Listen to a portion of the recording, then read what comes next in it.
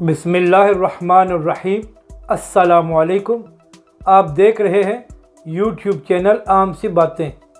ایک بار پھر P D M کو عوام نے مسترد کر دیا ہے اور ان کا پاور شو بری طرح ناکام ہوا ہے، جس کو دیکھ کر مولانا اور شہباز شریف دونوں سخت پریشان ہیں۔ اس کے علاوہ اب پاکستانی عوام کو صرف تحریک لبیک اور علامہ سعد حسین رضوی سے ہی امید ہے۔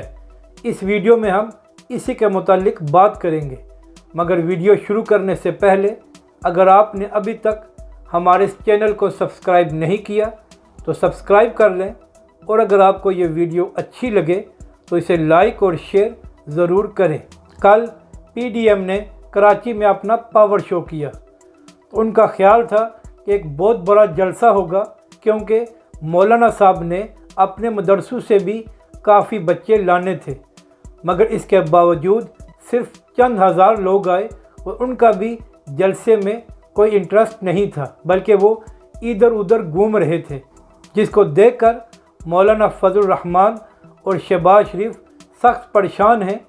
کیونکہ ان کو نظر آ رہا ہے کہ پاکستان میں ان کی سیاست کو عوام نے مسترد کر دیا ہے، اور اب لوگوں کو پتہ چل گیا ہے کہ یہ لوگ صرف اپنے مفاد کی سیاست کرتے ہیں۔ ان کو نہ ہی پاکستان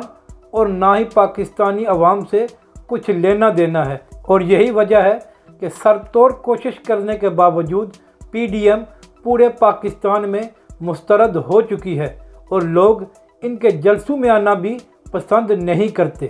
جبکہ دوسری طرف تحریک لبیک ہے، جن کے تمام قائدین جیلوں میں ہیں۔ پاکستانی میڈیا پر ان کا کوئی نام نہیں لیتا، اور نہ ہی ان کے جلسے اور ریلیوں کو کوریج دی جاتی ہے،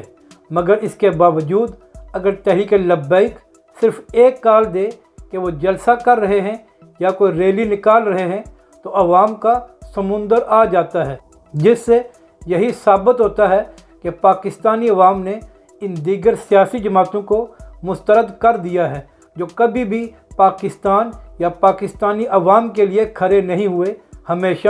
اپنے مفاد اور اپنی کرپشن کو بچانے کے لیے کھڑے ہوتے ہیں۔ اور اب عوام کو صرف تحریک لبیک اور علامہ سعد حسین رضوی سے ہی امید ہے کہ وہ آگے چل کر پاکستان کی قیادت کریں گے۔